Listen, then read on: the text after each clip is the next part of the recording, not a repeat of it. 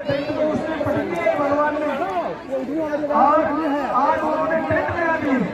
कि मेरी पब्लिक कोई भी परेशानी में नहीं आए। टेंट तो इतनी जगह नहीं है, पब्लिक कितनी जगह में है, कहाँ टेंट लगा सकते अपन। कार पूजा आके पूरी क्षेत्र में टेंट लगा दिया और पूजा करा दिया भगवान ने,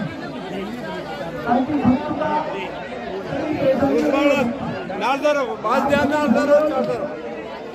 युवा मंडल भक्ति आशा बहुत ध्यान देवा पहले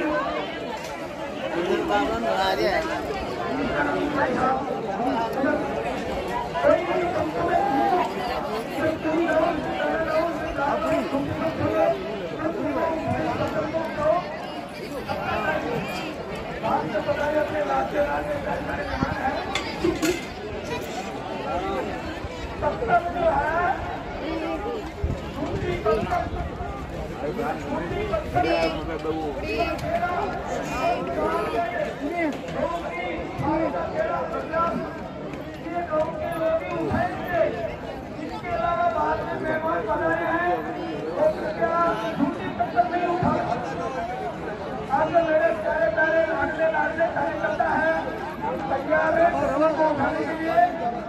ट्रॉली लगा दे पत्थरों के लिए खाने में डाले।